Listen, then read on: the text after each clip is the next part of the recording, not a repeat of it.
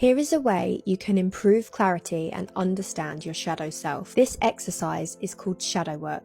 It's the process of exploring your subconscious mind to uncover the parts of yourself that you repress and hide from yourself. This includes trauma, ego, or parts of your personality you subconsciously consider undesirable. It sounds really sketchy and evil, but it's actually a form of long-term therapy, and it can be really healing and transformative. The reason I and many other witches do shadow work is because it can help you align with your true self and help you understand your personal code of ethics. Basically, it's a self-help exercise that makes you a more accountable and well-rounded person. It can be uncomfortable, but it is incredibly rewarding, so only do it if you are ready to unpack difficult emotions and trauma.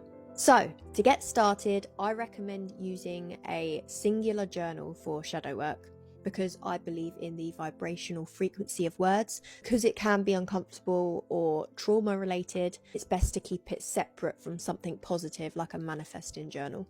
And then you need to find yourself some shadow work prompts. What I do is I print out some prompts from Pinterest that I have on hand in my journal to use as I need them, just as that's easier than Googling it every time I want to do shadow work or trying to think of prompts on the spot. So I'll run through a prompt to give you an idea of how it works, which you can do alongside the video. I've chosen a 3-part prompt from one of my printouts, which starts with, what emotion do you try to avoid? So I reflected on what emotions make me the most uncomfortable, and I put down nervousness and excitement. Then the second part of the prompt was, what makes you afraid to feel it? So I analysed that feeling more and wrote down how these feelings arise when I am out of my comfort zone. Then for the third part of the prompt, what are you afraid will happen if you feel it? So I reflected more on those emotions and situations. I acknowledged that as a bit of an introvert, I tend to avoid the uncomfortable and quite often new situations. And in breaking down these emotions, I can now see what's holding me back and I can actively work on it. It is quite a simple exercise. Some areas you will feel more comfortable exploring than others. Most people tend to find childhood and trauma related questions the most difficult, as I did.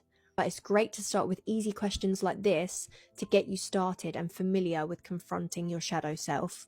If you want to try shadow work for yourself, you can find more prompts on my Pinterest boards through the link in my bio. And if you'd like to ask any questions, pop them in my comments and I will try my best to help.